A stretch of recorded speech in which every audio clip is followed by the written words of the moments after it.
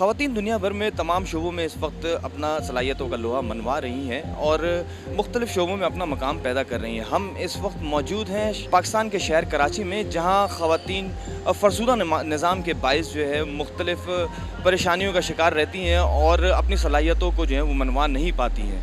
कराची से लियारी का इलाका है और लियारी के फ़रसुदा निज़ाम को चैलेंज करने वाली खातून मानूर हमारे साथ इस वक्त मौजूद हैं। जी मानूर, बताइएगा आप कब से जो है वो ये ड्राइविंग के पेशे से मुंसलिक हैं, किस तरीके से आप इस पेशे में आई और क्या मजबूरियां थी जो आपको ड्राइविंग करना पड़ी? मजबूरियाँ तो यही थी कि मैं सिंगल हो गई थी, अकेली हो गई थी, तो बच्चों को पढ़ाना, उनको आगे बढ़ाना, उनके लिए कुछ करना। तो मुझे ड्राइविंग तो मैंने शौक़ में सीखी थी, अपने बच्चे की ख्वाहिश थी कि मैं अपने गाड़ी में स्कूल पिक एंड ड्रॉप करूं, लेकिन बस वो शौक़ और वो ख्वाहिश हमारी ज़रूरत बन गई।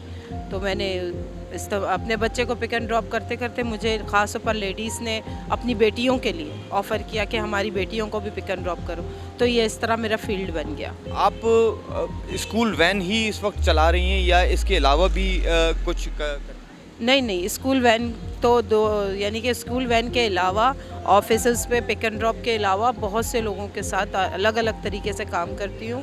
बुकिंग पे जाती हूँ, आउट ऑफ सिटी जाती हूँ, कहीं पर भी जाना होता है, और अगर कहीं पे सामान पहुँचाना होता है तो वो भी पहुँचा देती हूँ। अगर 2-3 दिन की रात की बुकिंग मिल जाए लोगों के साथ, फैमिली के साथ निकलने की, तो वो करती हूँ। और ज़्यादातर जो डॉक्यूमेंट्रीज़ कहानी वगैरह बनाते हैं उनके साथ भी होती हूँ, मीडिया के साथ भी होती हूँ।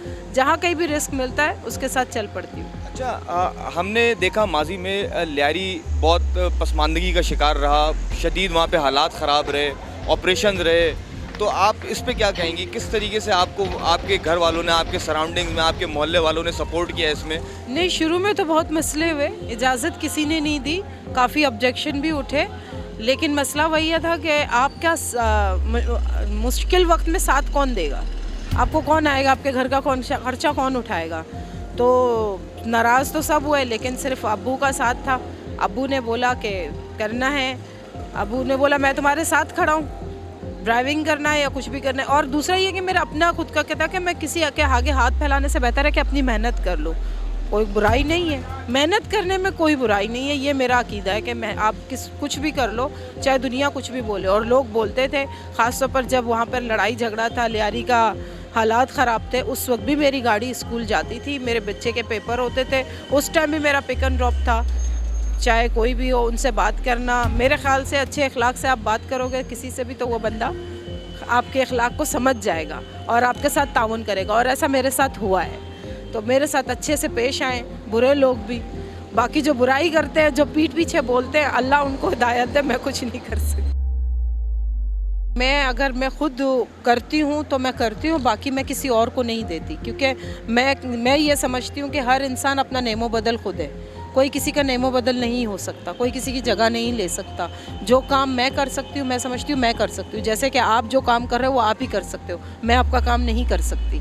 तो यानी कि मेरा काम मेरे लिए इबादत है, और अगर काम पे मुझे जाना होता है तो फिर कुछ भी हो जाए, मैं अपना रिस्क पीछे नहीं छोड़ती, मैं हर काम छोड़कर अपनी इबादत के लिए चली जाती हूँ, क्योंकि मुझे ऐसा लगता है रिस्क इबादत है, जो मिलता नसीब से, हाँ इबादत है और जो मिलता नसीब से।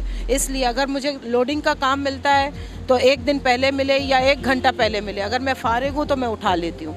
जेंट्स भी मेरे साथ चले, 7 लेकर गई हूँ जेंट्सों को, मुझे कोई उसमें हर्ज नहीं है। मेरा काम है गाड़ी चलाना, कौन बैठा हुआ है, कौन सोया हुआ है, कौन चल रहा है, ये मेरा मैटर नहीं है। मैं सिर्फ अपनी गाड़ी चलाती हूँ और मुझे अपने काम से काम है, मुझे दूसरे के काम से काम नहीं है। इसलिए मुझे कोई दिक्कत तो कहीं पर भी हो, मसले तो कहीं पर भी आते हैं। ऐसा नहीं है कि औरत के लिए पुरसुकून रोटी पड़ी है कि आप आके खा लो, ये माशरे में ऐसा है नहीं।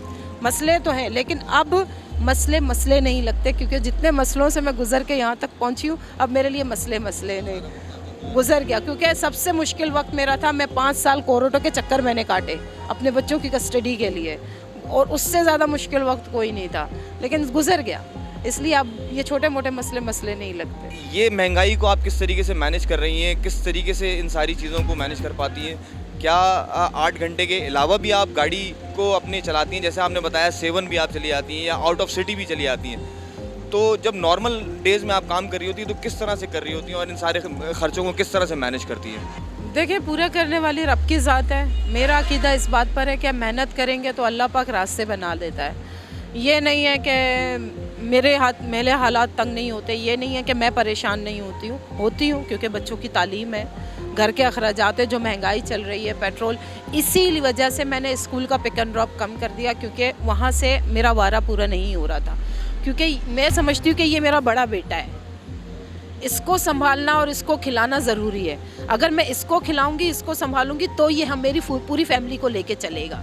तो अब इसको मैं छोड़ दूंगी तो फिर हमें ये लेकर नहीं चलेगा। हाँ, बिल्कुल ज़रूरी है। ये बड़े बेटे के लिहाज से तो इसको ज़्यादा संभालती हूँ, तो फिर ये हम 5 लोगों को लेकर चल रहे हैं। हमारे घर में 5 लोग हैं, हम लोग चल रहे हैं। और दूसरी यह कि बाबा मेरे साथ रहते हैं, वो थोड़ा बहुत कर लेते हैं।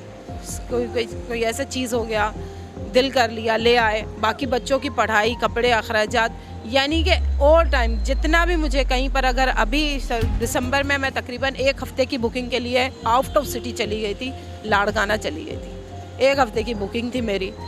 बच्चे पीछे मैं सेव कर गई थी। छोटा बेटा, मैं अगर कोई फैमिली होती है मैं उनसे परमिशन लेती हूँ, मैं इस छोटे को उठा लूँ क्योंकि पीछे ये परेशान हो जाते हैं, कहते बोले उठा ले। फैमिली वाले या जेंट्स हो वो मेरे साथ ज़्यादा ताउन करते कि आप उठा लें, हमें कोई मसला नहीं है, तो पीछे बच्चों को सेपरेट करती थी। लेकिन मसला बस ये है कि मिले, रिस्क मिले, मुझे जाने में, कहीं रहने में कोई तंगी नहीं है, कोई परेशानी नहीं है। इसलिए मेहनत चाहे मुझे दिन रात करनी पड़े मैं करती हूँ। रेगुलर भी जाती हूँ, कभी कभार ऐसा होता है पूरा 1-1 हफ्ता नहीं जाती हूँ। करीब में मैंने गाड़ी चलाई है, सुनिए ये आपको मैं बता दूँ, 6 महीने तक मैंने करीब में गाड़ी चलाई है।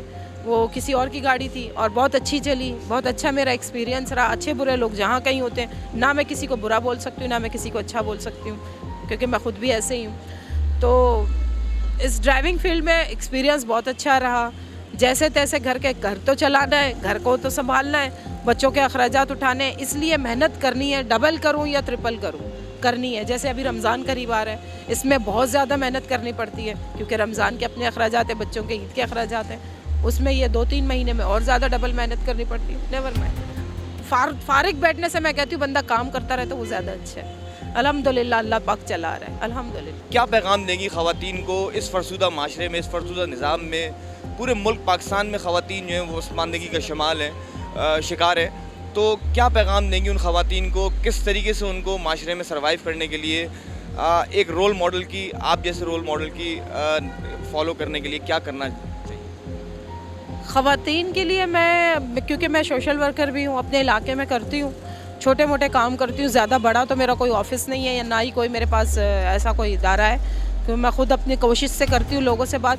लेकिन मैं यही कहती रहती हूँ, कभी भी किसी भी हालात से गिव अप नहीं करना, कभी पीछे मत हटना, कभी ये मत सोचना कि मैं हार गई या ये मेरी तकदीर थी या मार खाना मेरी तकदीर था या घर में बैठना मेरी तकदीर है। नहीं, आप अपने आप को बदल सकते हो, आप अपने लिए बहुत कुछ कर सकते हो।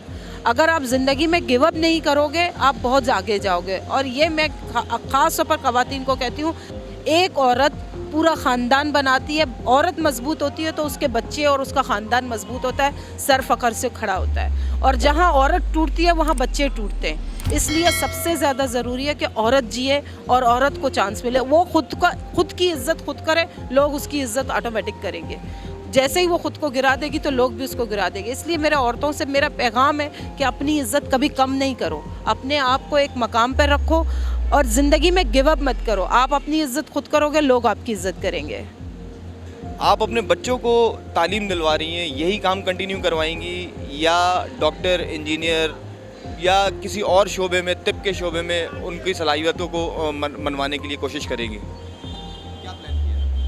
प्लान जैसे कि मेरी अम्मी ने पहले मुझे एक अच्छा इंसान बनाया कि मैं लोगों की क्योंकि एक एहसास जो इंसान के दिल में होना चाहिए आजकल के दौर में बहुत कम है।